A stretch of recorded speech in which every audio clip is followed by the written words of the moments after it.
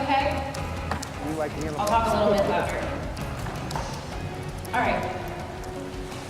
So let's imagine there was a way to increase your social media following by 214%, increase website traffic by 12%, decrease the length of stay that animals are at your shelter by on average 2 weeks, and imagine raising $10,000 in a single day, not once but twice, all of this over the course of an entire year without spending a single dollar towards marketing. So raise your hand if that sounds like a pretty good deal and you want to know the secret sauce. Okay. So it may sound like this has to be accomplished by somebody with years upon years of marketing experience, but I assure you, the person who accomplished all of this, that's definitely not the case. This person was brand new to animal welfare, actually had a degree in music, and only had a handful of years of professional experience at the time that this all took place. And I promise if she could do it, you can too. So who is the dummy that you may ask? Me with blonde hair in the past. This is an old photo. But let me introduce myself. My name is Brittany Mazzurco, Muscato, and when I started out in animal welfare, I was the ultimate dummy, the ultimate marketing outsider. Like I said before, my degree is actually in opera performance, so when I fell into the marketing and public relations space, I was a little overwhelmed, and I had to really teach myself everything that I've learned along the way. YouTube videos, blog posts, books, and mentorships, that's how I really got my feet wet. So I'm going to share a lot of these tips and tricks that I've learned along the way. The best part is, because I never learned anything through formal education, you guys can find stuff online. It's a little to no cost in order for you guys to achieve your marketing objectives too. And of course, I'd be remiss if I didn't include my 2 shelter dogs here. These are Ziggy and Prince, both rescues from the Humane Society of Broward County, which I should mention, that's where I am the digital marketing specialist for currently. And this wouldn't be a conversation about digital marketing if I didn't put some plug for social media. So if you guys do plan on tweeting along or snapping on Instagram, please just use the hashtag #DummiesUseDigital. I've checked, nobody's used it before. We'll be the first ones. And feel free to tag me. I've listed all of my social media right there. Okay. And just before I dive in, this is going to be really fast-paced. A lot of the tools and tips that I'm going to refer to, they're going to be available in the app for your downloads. And if you have a problem, email me. I can give you the PDF afterwards. So today is really going to be a quick run through the processes, but a full list of all the different services that I refer to, those are available in the download. Furthermore, a lot of what I talk about today will mostly refer to nonprofits, but if you're a municipal shelter or you work for a for-profit organization, there's still a lot here. There are going to be quite a few things that really are specifically for nonprofit organizations. So let's just dive right in. Marketing tends to put a sour taste in some of our mouths. It's not a dirty word, it's not a 4-letter word. When people think of the marketing department, they tend to think of the madmen, the advertisers, the money spenders. You're spending a whole bunch of money you really don't have right now with, fingers crossed that you may end up making your money back sometime in the future. And frankly, for us animal welfare organizations, it's really hard to take that gamble. It's really hard to spend money right now on anything that doesn't directly benefit the animals that are in our care. And raise your hand if that's a philosophy that you or your organization has. So about half the group. I mean, I really do understand it. It's a very hard thing to part with our hard-earned cash when there are so many lives at stake. So that's why I've agreed to talk about this subject, and that's why a lot of the tools and services that I'm going to list here today are either entirely free or extremely discounted to benefit the furry animals that we save. So let's quickly break down to what marketing really is. Open up a dictionary or look online, and you look for the definition of marketing, you'll probably get some circuitous definition that looks like this. But for my presentation, I prefer to go into dummy speak. So the way that I look at marketing, not any fancy language, I think of marketing really as engaging a target market of customers to ultimately sell a product and maintain a relationship from beyond the purchase. But distilled even further, in my opinion, and this is going to be a theme throughout the day, marketing is persuasive communication. It's the art of storytelling. It is saying the right things to highlight your adoptable animals so that ideal family has that aha moment and comes to your shelter. It's creating content like editing a video that directly shows the impact that your organization is having in the community. It's also educating people about the services so that they know they need to act upon this really worthy cause. And of course, it's keeping an open dialogue with your donors and supporters to help them stay engaged and involved with your cause. This is what really marketing is. And when you think about it in these terms, you realize spending money is not actually a part of the requirement here. It's persuasive language, and the last time I checked, they call it free speech for a reason, because it's free. So thankfully, in this digital age, there are a lot of free tools and learning resources that you have at your disposal if you have even just so much as a phone connected to Wi-Fi. And they're so easily accessible nowadays that even a dummy like me with no experience can pull off an effective marketing campaign with absolutely no budget. And so I'm really excited to show you guys today the different tools and tricks that I've learned along the way to increase your donor stakeholder base, to boost adoption rates, to improve your position within the community, among other goals that you may have, and do all of this for absolutely no budget. Specifically, my presentation today is going to break down into the basics of marketing communication, the 4 primary types of media within marketing communication, some cost-effective and easy-to-implement marketing tips, and finally, how to put all of this knowledge together and create an effective marketing plan that would work for your own nonprofit. So let's dive in. Marketing for dummies on a tight budget. Now, there are a lot of people in the for-profit world that make a lot of money specializing in the different fields of marketing. You've probably heard of a lot of them. There's marketing research, direct marketing, and e-commerce. Today, we're specifically going to focus on marketing communications, which can be defined as all communication tools that a company employs to connect with current or potential customers. But of course, in dummy speak, it's really telling the right people the right message through the right media in order to complete a specified objective. And in case you're wondering, the reason why I'm focusing specifically on marketing communications for this presentation is because the strategies that fall within this field, they can be applied to both traditional marketing objectives as well as fundraising objectives. So whether or not you're looking to run a capital campaign or do a direct mail solicitation, or you're trying to put out Facebook advertisements for people to book more appointments through your clinic or get animals into homes faster, a lot of these tools can apply for both. So for us, it's definitely worth the time and effort to learn these skills. Like I said, this is going to be a little quick, so I'm just going to dive right in. And the different steps of marketing communication. The first one is going to be identify your target audience. Really, who are you trying to connect with? Who is your ideal donor, your ideal adopter? It's great if you have a specific person in mind. Maybe there's a specific donor, Mrs. Schmipowitz, who you can guarantee on her $50 every single month, and she is fully invested in your cause, and you can do no wrong. And she'd be the kind of person to be, oh, if there were only 100 people like you, I wouldn't have to worry about where our money is coming from. Think about the Mrs. Schmipowitzes in the world. What are they interested in? How does Mrs. Schmipowitz consume her media? Does she go onto Facebook? Does she mostly learn through recommendations of her friends? Does she like the one-on-one connection of a phone call or a letter? How does she interact with your organization? And even go so far as to think about how does she spend her nights and weekends? Does she like to knit? Does she like taking her dogs on long walks? Is she the kind of person that will go on vacation with her dogs? Really think 360, put yourself in the shoes of your ideal person. Because this is going to help shape the way that we're ultimately going to speak to them and reach out to them.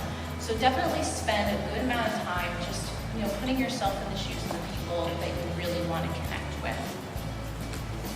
Now, it is very likely, almost certain actually, that you're going to have multiple target audiences. So don't just think about the ideal donor. Think about all the different ways that your organization connects with people. So think about the advocates, whether in person or on social media, your ideal volunteers. Even think about the long-term investment. So the person who may not be a donor now for whatever reason, maybe they just graduated college, but you think that, once they get on their feet and start earning more, they'll become. So really, again, I said take the time and investment to think about all the different types of people you want to speak to, and that's who you want to nurture relationships with. Because no one of these different people is any less valuable. They just provide different value to your organization. So consider the lifetime value that they would offer. Now, we do have to keep them separate in our minds because the way that we're going to speak to the, let's say the 70-year-old Mrs. Schmipowitz who wants to hear about puppy stories through the mail, she's obviously going to be very different from the person who we're going to reach out to advocate for us on social media, maybe 20-something covered in tattoos and, really hasn't received a direct letter in the past month. So we really do need to consider these people as individuals. Of course, we need to make some sort of generalization, but we need to consider all these different groups individually because it is going to affect our next different steps and just the way we nurture the relationship from here on out. So step number 2, we need to determine how we hope to empower each of these different target audiences. So for each separate group, we need to think, what do we want them to do? Do we want to empower them to adopt or to donate to our organization? Maybe we want them to advocate for our organization within the community or just be a champion for our cause. Or maybe we want to tout the expertise about a specific person on our staff or really emphasize something innovative that our organization is doing. So really, let's just think about what we hope to empower each of these different audiences to do because, like I said, what we hope Mrs. Schmipowitz will eventually accomplish, that's not what we will necessarily hope all of our target audiences will accomplish. Okay, step number 3, this is where it starts to get fun and we get to get a little creative. So what message are we going to say to them? What are we going to say in order to convince them to act? This is the message that we're sending out to the world, and of course it really does matter. We need to share the specific facts, stories, or little nuggets of information that are really going to speak to them. And again, everybody is different. And steps 4 and 5, we need to choose the media by which we're going to send the message, and we need to select the source from which the message is going to relay. So what do I mean by this? We could tell the same wonderful adoption story in multiple different ways. We could send it out directly through the mail, in a form of a print letter. We can make it a blog post. We can turn it into a video.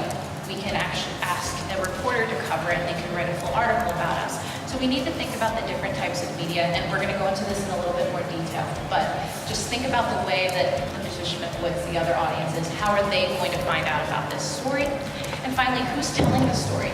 Is it going to be a reporter telling the story on the nightly news? Is it going to be a letter from our board of directors? Or is it better coming through us?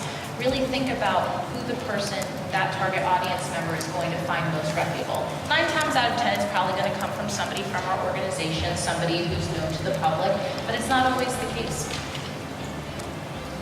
All right, so I promised I would talk about the different types of media, and that's what we're going to talk about in our next section.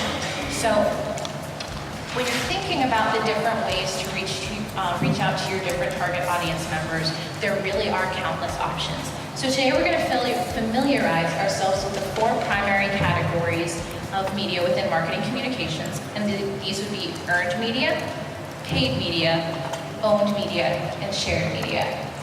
Now, just to clarify, I know that in this day and age, when I say media, a lot of people tend to think of like reporters, the press, or they may think social media. In this case, just to avoid confusion, I mean the medium by which the message is being sent. So it's really just whatever channel you're using to share your message. So, first up, earned media. In dummy speak, this is media that is earned and not paid for. This is most commonly associated with public relations, and if you sat in on Aaron Greenwood's presentation yesterday, you probably learned a lot about reaching out to journalists. This is where all those tips and tricks would play in. Essentially, you're trying to reach out to an organization in hopes that they give you space on a platform that they own. If they own the airtime on the nightly news, they're giving you a chunk of time to talk about your organization. Or if they own a newspaper, they're giving you space, to talk about a program, so on and so forth. The reason why this is so popular and the reason why I listed it first is because 9 times out of 10, if we're talking about earned media, we're talking about free media. It is very uncommon to actually have to pay for play, which is why this is so popular with nonprofit organizations and why I really encourage you that if you don't already have some time towards public relations efforts, it's definitely worth looking into. So the reason why earned media is so important is because it helps build your reputation within the community. You're getting validated by that source. They're putting, trust in you. They're giving you time on their show for a reason. It's because they believe in you, and in a way, that's a subtle endorsement, even if they don't say it explicitly. Best of all, you're reaching new audiences. I mean, the nightly news reaches how many people, your local news publication reaches how many, and especially online publications now where they are really reaching a worldwide audience. Online media accounts falls under public relations too. Now, of course, there is a trade-off. Even though these tactics are free, they do require a time investment and in the form of relationship building. Now, like I said, it is a time commitment because journalists are people too, and they really value their relationships. And again, if you sat in on Aaron's presentation yesterday, she hit this nail right on the head. So, on top of building relationships with journalists, because they are people too, they want their stories read just as much as you want them to write stories about you. You also have to do the hard work of keeping your organization continually in the public light. I mean, the media moves so fast nowadays. How many times on Monday do we hear a really, unfortunately, heartbreaking headline, but by Friday, we've already moved on to the next thing. It's the same for our organizations. People will move on quickly, so the more you can reach out to journalists, capture really good stories, the better. Stay in touch with them, even if they're not writing about you. If you just happen to know that Jenny from the Miami Herald, after she wrote a fabulous spread about you, if she lost her dog last year and has been looking and she has a type, definitely reach out to her if that animal comes to your shelter, because trust me, she's never going to forget you, and if you write to her in the future about something she wants to recover, chances are she'll be much more likely to open your emails. I mean, they are people too, treat them like friends. Chances are you're gonna have calls from them in the middle of the night when something newsworthy happens. So definitely break down the barrier early if you can. So moving right along to paid media, this is probably the one that we think might not apply to us, but please bear with me. Paid media is obviously media that you pay for. This is commonly associated with traditional advertising, such as TV commercials, advertorials, web advertisements, cost per click. But please, don't think you're out of the running if you don't have a budget for this. There are plenty of paid media opportunities for little to no financial investment. Specifically, did you know that all of you who are registered as 501c3 organizations here are eligible for $10,000 a month in free Google cost per click advertising? Raise your hand if you did not know this. Okay, so about half the room. It's true, if you are a registered nonprofit, definitely check out Google for Nonprofits Google Ad Grants. The best part about this service, on top of the free money, is that all you have to do is a relatively quick sign-up process. So if you're interested, you have to be registered through a site called TechSoup, and I've listed the URL on the bottom of the slide there.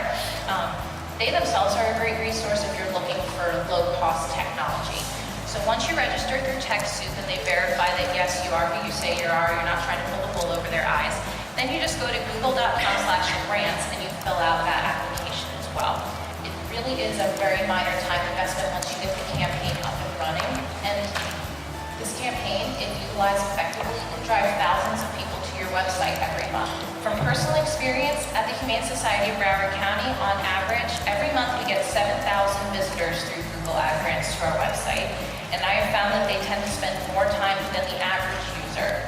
So if you haven't already signed up, just go to google.com/grants to learn more. And I promise I wasn't getting paid talking about that. So there really is, $10,000 is not chump change, so definitely look it up. But if you're a municipal shelter, if this doesn't apply to you, please don't think that paid media is entirely out of your scope. You just have to get a little bit creative. So thinking back to your buyer personas, I talked about Mrs. Schmibel it's a lot. This is where thinking about her personal habits and her interests will really come in handy. So let's say she does happen to like knitting, or maybe, you know, there happens to be a big motorcycle community. So this is where going back to the buyer personas comes in mind. As long as you're willing to do a little research, I assure you there's almost certainly a website or some sort of niche publication that exists out there. There are actually public relations firms that specialize in this small niche-based public relations, because if you can think of an interest, there is a cult following that. So there may be in your community an avid knitter that has an active blog of, you know, over 1,500 readers per month. Or, of course, if you are active on social media, you know that there's almost a social media account for everything. If you do your research and are able to find these publications and these media outlets in your community, their advertising rates are significantly lower than, let's say, your big city's newspaper. So if you can't afford a full page in, let's say, the Miami Herald, you may be able to afford a half-page ad, though, at a reasonable cost in these tiny niche publications, and theoretically, they're targeting the same type of person that you're trying to reach out to. So again, if you're willing to get creative, you can find paid media advertising for you. Furthermore, if you have a partner organization that you work with, if you and a shelter happen to do a lot of events together, you can go halvesies on advertising space. If you're willing to create a communal ad and you can afford the one advertising together, why not split the costs if it means hitting the right audience, you know, at a more affordable way. So again, just willing to get creative, think outside the box. Because we work towards such a worthy cause, advertisers usually are willing to give you a significant discount, so all you have to do is ask. So moving right along to owned media, this is media that obviously, as the name would suggest, that you own. These would include your website, your newsletter, your email newsletter, any print publications that you may send out to your donors, and of course your blog posts. Now, owned media is fabulous because it can facilitate brand information through discovery and search channels, which is just a fancy way of saying it's going to keep people engaged and it's something unique that you can offer them. The great thing about owned media is that it is as free or as expensive as you want. You can make a completely free video using Facebook Live, or you can, you know, hire a video production company and spend thousands of dollars, which is obviously not why we're here. It can target as broad or as niche of an audience as you want, and there are tons of long-term benefits without the direct cost. Furthermore, it's great for social media, because I mean, if you're making a video, might as well share it on Facebook, Twitter, YouTube, anywhere that you can. But of course, there is a dark side. Owned media can be very time intensive, especially if you're not creatively inclined. Making a ton of videos obviously is going to be a big time investment. And the results are not always immediately scalable. I mean, how many times have you made, like you've written a blog post or you've published a video, you're like, this is gonna go viral, and then it gets 4 likes. I mean, I'm sure it's happened to all of us, and it happens. So proper planning is essential because it is such a time commitment, and we do have to be understanding that not everything that we send out into the world is going to reap the results right away. And finally, shared media, which obviously includes social media, but also includes word-of-mouth marketing and peer reviews. So the reason why shared media is so important is because no matter how hard we try to build ourselves as a reputable source, people are always going to trust the weight of the opinions of their friends, their peers, their coworkers more than you. The reason why shared media is also great for businesses is because it helps getting people to talk about our organization, it inspires conversation, and it allows people to think of our organization in a more creative light. So some of the best people, some of the best social media practitioners are really creative to their core, or when in doubt, they just tend to have fun with it, and they tend to make fun content that they can share online.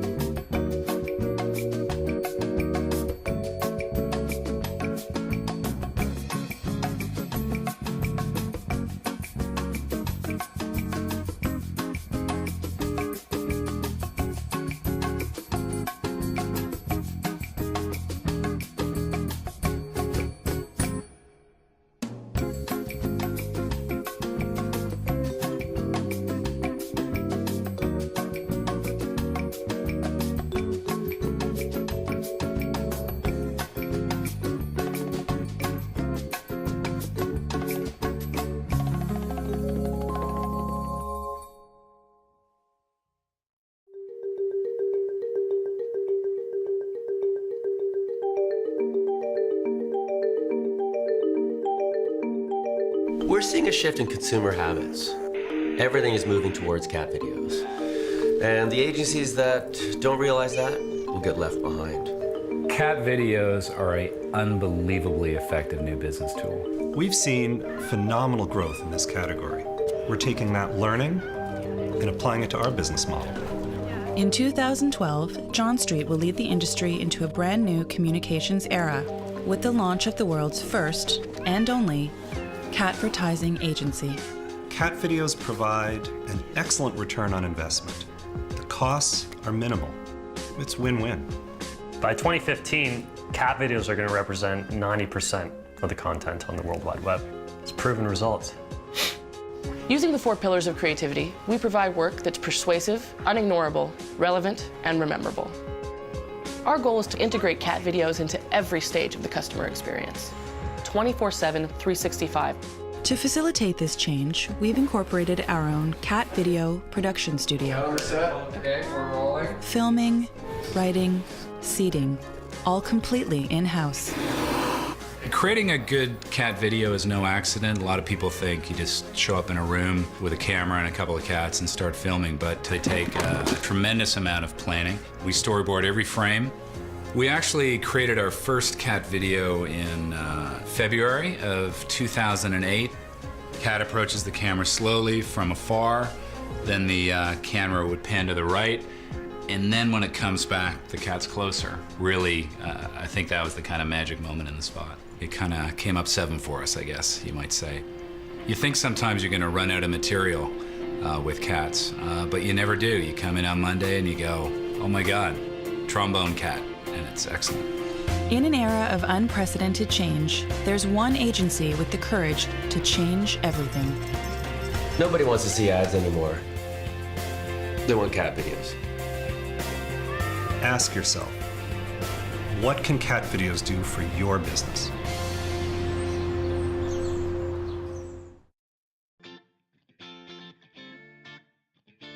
Great. So how is all this information that I just shared with you helpful? Sure, I mean, I've given you a lot of facts really, really quickly. Think of them like pieces of IKEA furniture. They're kind of useless if you just leave them in a box and don't actually assemble them. So for this final half of the presentation, we're going to create a set of instructions to put together our pieces of IKEA furniture, or in marketing speak, we're going to create our marketing plan. So our marketing plan is going to end up being the single most important tool in your entire arsenal, because all of these free sites and services that I just listed, they're not going to be nearly as effective if you don't integrate them in a way that helps you achieve your overall goals. Me posting a really adorable cat video, a video about cat videos, you know, it's not really going to help if it doesn't integrate in a way that helps the overall goal. So by planning out the marketing initiatives, we're going to ensure that no precious time is wasted and that all of our actions are working in synchrony. Now, just a quick word of warning. Also, like assembling a piece of IKEA furniture, this is going to take a little bit of time and it may be a little frustrating, but I assure you that the time you invest in your marketing plan now, that's time that you're going to save thinking this stuff up on a day-to-day basis and having a knee-jerk reaction. Plus, by spending the time on creating your marketing plan in one sitting, you'll get that 30,000-foot view of seeing like, okay, what I'm doing in April, it's how it's going to affect May, and then how it flows into June. So I really am a big advocate for marketing plans here. And of course, once you have a plan in place, all you have to do is execute it. Of course, social media, some things come up and you're going to post things that you may not expect, but 90% of the hard work is going to be done for you. So now that I've thoroughly intimidated you about creating a marketing plan, let's talk about how to actually do it. Creating a marketing plan, the steps are remarkably similar to planning a memorable vacation, which I think we can agree is a lot more fun, so I'm going to roll with that analogy. So, for the very first step, we need to figure out where we want to go, or figure out what our goals are. Step 2, we need to set our budgets, which could be 0. Step 3, we need to gather the gear that we need to pull off our marketing plan. Step 4, find freebies, because who doesn't like freebies? Step 5, we need to create our schedules. Step 6, we're going to go on the trip, or actually execute the plan. And step 7, we're going to keep the receipts and check our budgets, or just benchmark and see how well we did against our goals. And Thankfully, to pull this all off, you just need a couple of inexpensive tools, either a computer or a tablet with some sort of access to word processing or spreadsheets. You'll definitely need some sort of calendar system, whether that's an app or a program of your choice, or it could be a simple wall calendar. You'll also need some sort of digital filing system, either the My Documents folder on your computer, or Dropbox, or Google Drive. You just need some place to store all the great media that you're going to create.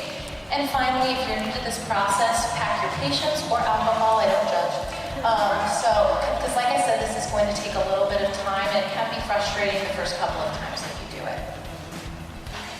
So step number one, we need to figure out where we want to go. Because as the Alice in Wonderland quote says, if you don't know where you're going, any road will take you there. So we need to verbalize what we're trying to do. We're spending all this time and all this frustration. What are we trying to do? We need to verbalize our mission. We need to verbalize our marketing objectives. We need to list out our key results. And finally, we need to list out the individual to-do items that we need to execute along the way. Now, thankfully for us nonprofits, the first step's already done, verbalizing our mission statement. This is why your organizations exist. So theoretically, everything that we do in marketing should be supporting this mission. So just copy, paste, and done.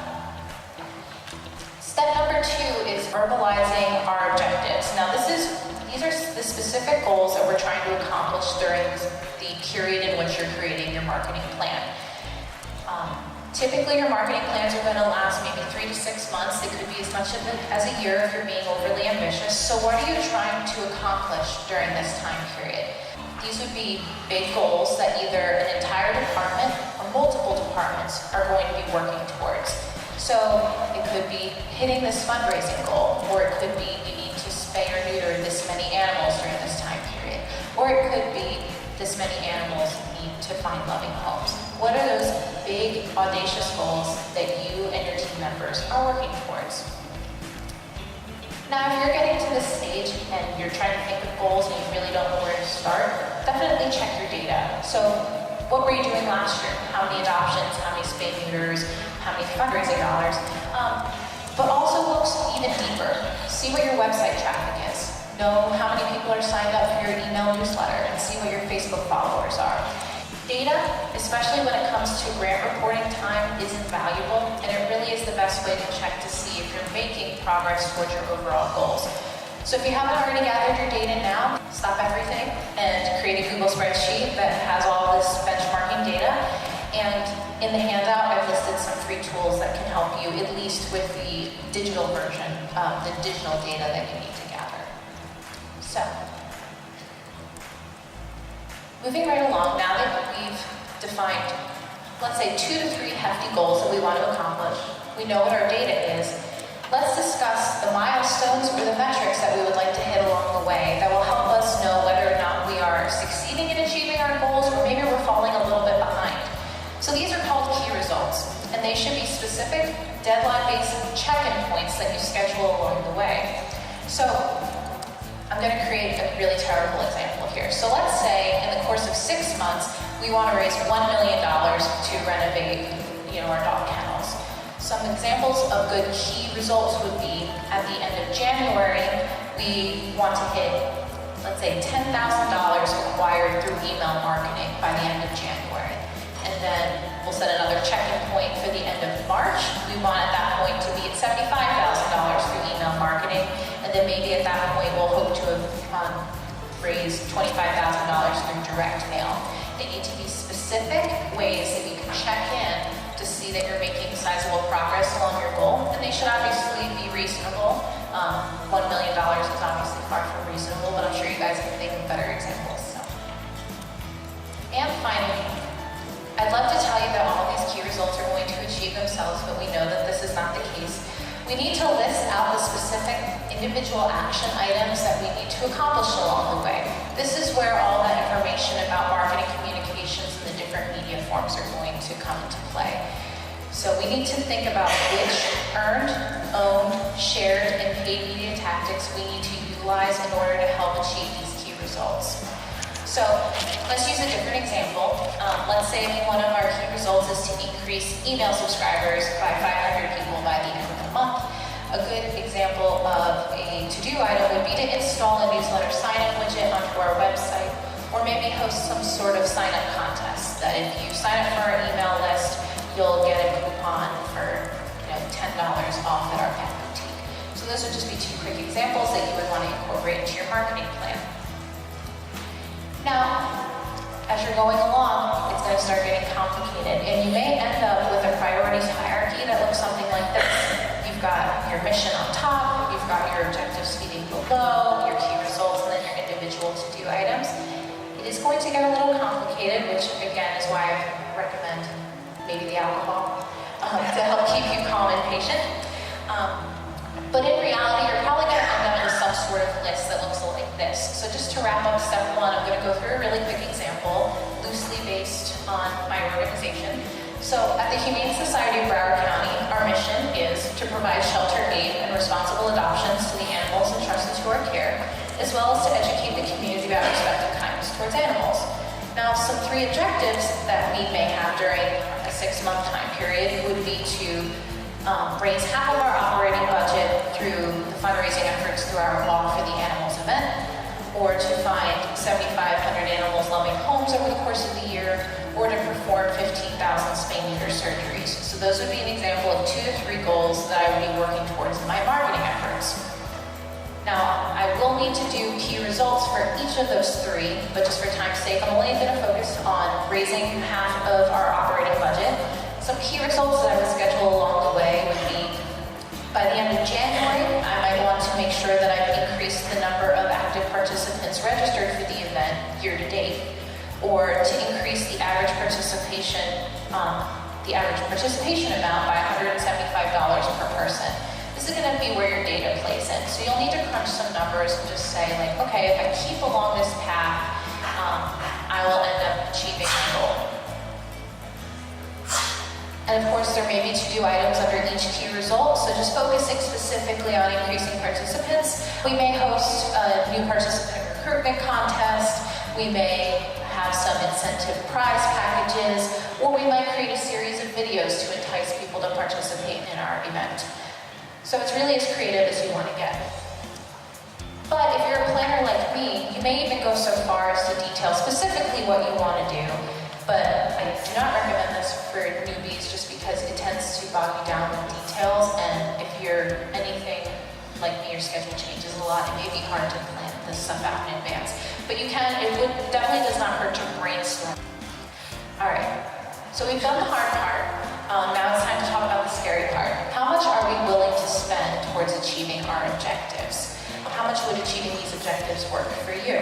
Think about all the different programs and services that we might need to utilize along the way. Just think about essentially, if you were to accomplish this mission and make the money that you hope to accomplish, reasonably what money would you be willing to spend? And it is perfectly fine to say nothing. But if you do have a tiny bit of money, even if it's only $100 here or there and you need to really put it to good use, it may help to prioritize. So let's say that we have 3 marketing objectives. If one of your objectives, it directly leads to raising more money, saving more lives, or making a significant advancement towards your organization's mission, that might be the objective that you put your marketing dollars behind. If your objective gets people actively involved in your organization but may not directly save more lives or raise more money, let's say it's recruiting people to be involved in your young professionals affiliate group, or to participate in an event that doesn't necessarily get animals adopted or raise money, that's a judgment call. If you have the money, wonderful. Otherwise, you can definitely get by on freebies. But maybe you have an objective that's based on a vanity metric. Like you really, really, really want to get 100,000 Facebook followers, and that's the objective that you're working towards. Great, but if you have absolutely no budget, having Facebook followers doesn't necessarily mean you're going to raise more money or save more lives. That might be the objective in which you save some money. So, and of course, the easiest way to save money is by cutting out paid media entirely.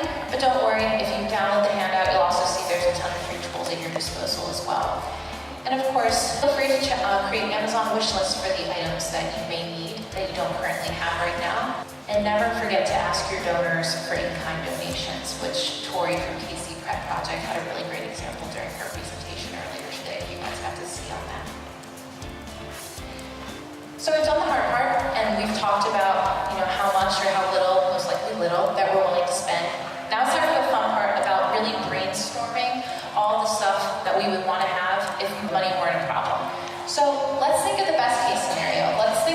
imagine that we were working for a Fortune 500 company, you know, and we really could spend anything that we wanted in order to create the best, most kick-ass marketing campaign that we could ever hope to accomplish.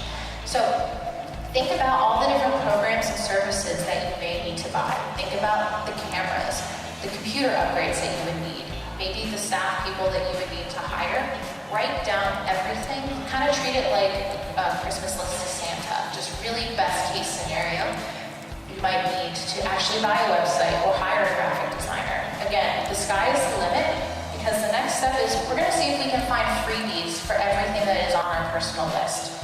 So Google is definitely going to be our best friend here. You just need to go into Google and just start searching away. So type in free graphic design tools, free website hosting, free social media management. While obviously if you type in free intern, that's probably not the best search engine, but you can probably find a lot of free apps, especially in the digital marketing space, that if you're willing to sit through a 30-second ad, you'll get a pretty good app that will help you to complete the services that you thought were outside of your budget. So definitely look around there.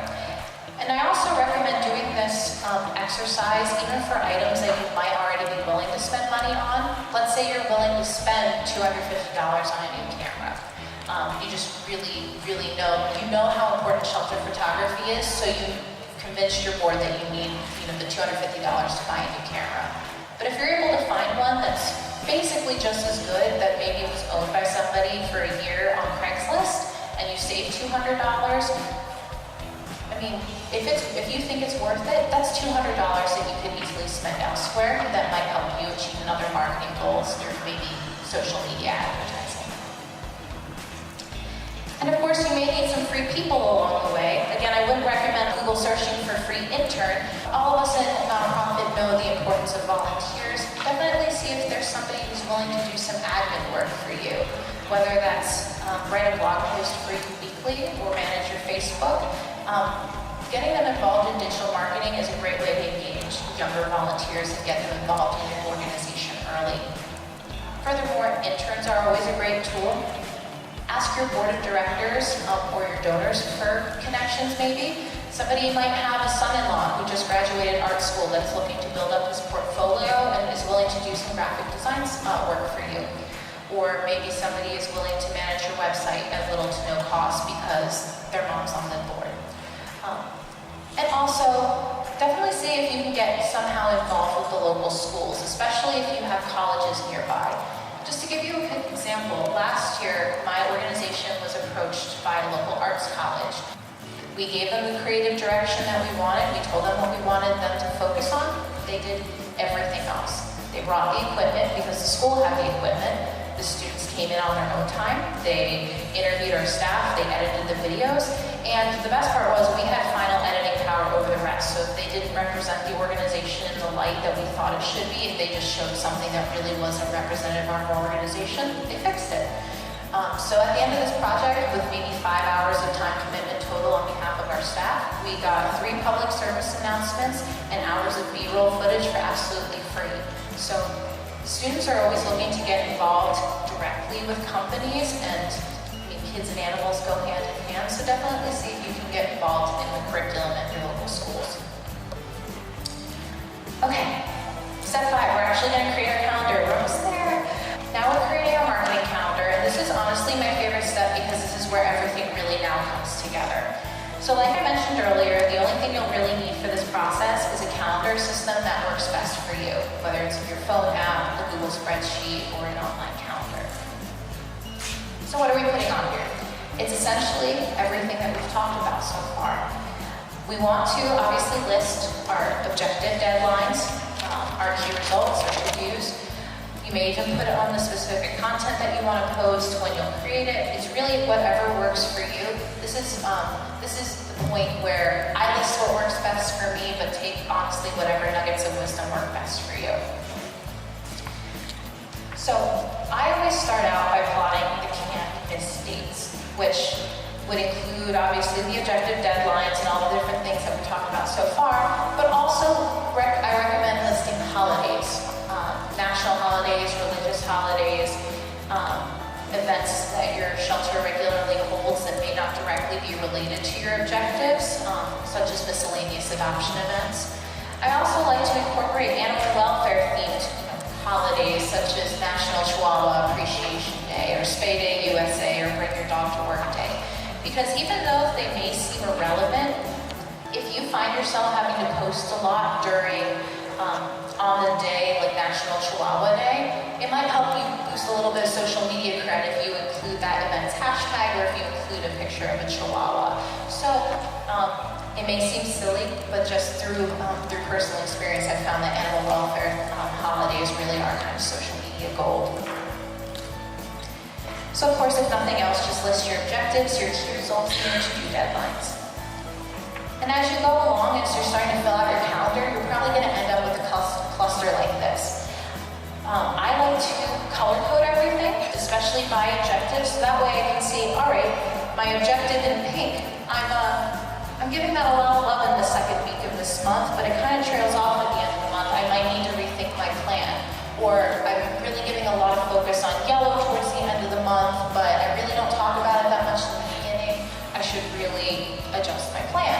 This is where creating the plan in advance is helpful because you do get to space out the calendar in advance, shape it around your schedule, and really work what's best for you.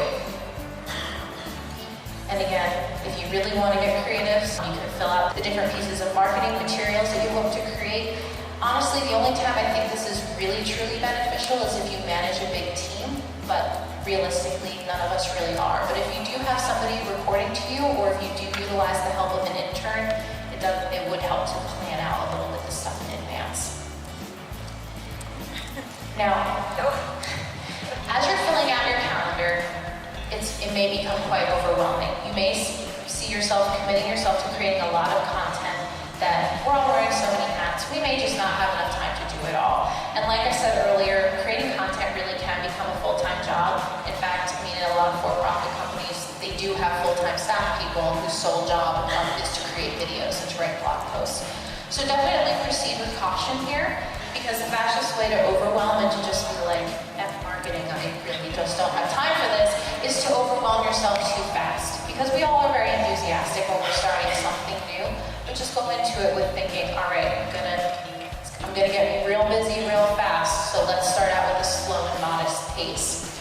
So really do consider your time restraints. Think about your schedule now and see how you can fit marketing in around your schedule, and think about the tools that you're going to have.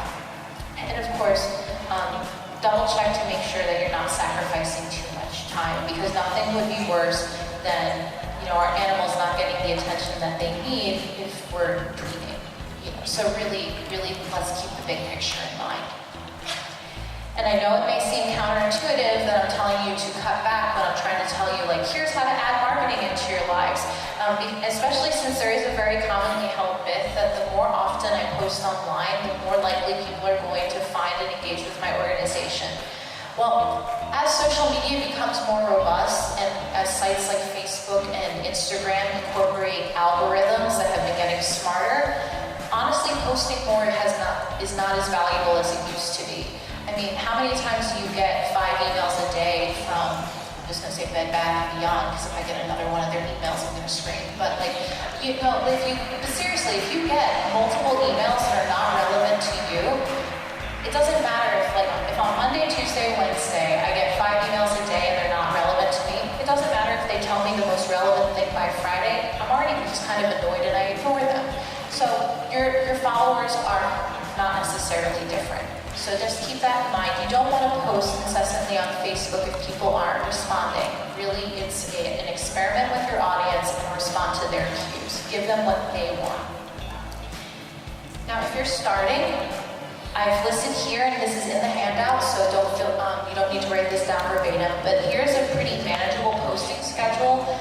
That is if you're looking to utilize all of these different terms. So really, blog, whatever works best for you, honestly no less than once a month.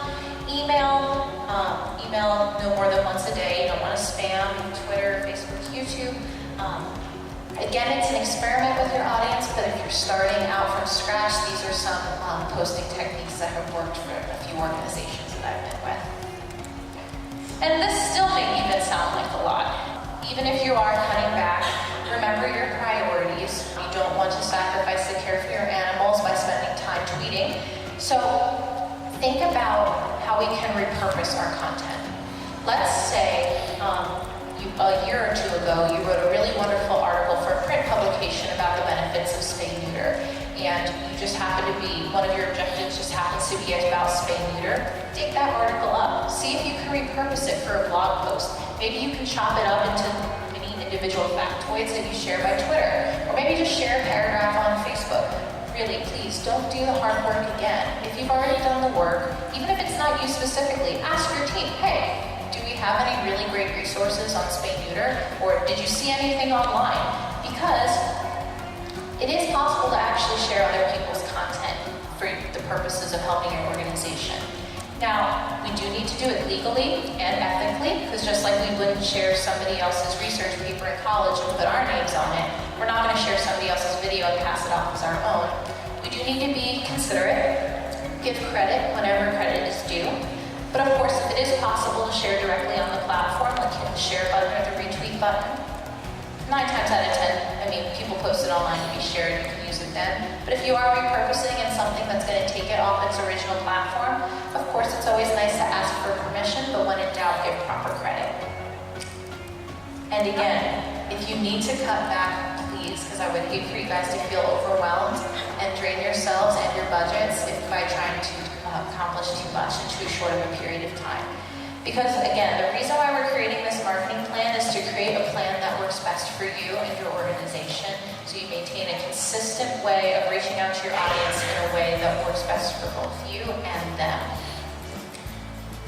All right, so we did it. We made it to the very end of the trip. We've created our marketing plan. Now all we have to do is actually execute it. We now just need to follow that set of instructions that we just spent hours and drank how much alcohol in order to create it. So, as we're executing our plans, please resist the urge to quit the strategy early. This is not like a New Year's Eve resolution that you might get bored of in 2 weeks. Consider this more like a science experiment that we need to see through until the end so we can really see the impact it all had on our organization. Now, of course, our lives are crazy, our schedules change, and so you may find yourself unexpectedly going to Expo and not having the time to create all this content in advance. There are some tools out there, almost all of them are free, that will allow you to schedule content in advance whenever you have time. So if you have free time on a Sunday afternoon and you just want to be like, I don't have time to worry about Twitter this week, you can use a site like Hootsuite that will allow you to schedule content on Monday, Tuesday, Wednesday, Thursday, Friday. You can really set it and not worry about having to check in every single day. And there are almost always some scheduling platforms for any different kind of digital profile that you have in mind. So if you have an adoption profile that you're planning on scheduling, or promoting an event, or soliciting donations, make life easier on yourself and use these services. But of course, things do come up, and you may be involved in an unexpected rescue, or you may have a fundraising update that you want to share. Obviously, that stuff needs to be done live, but of course, you benefit from being there in person. And lastly, the very final step in this entire process, keep your receipts, or just check back on that data that we just took at the very beginning of the presentation.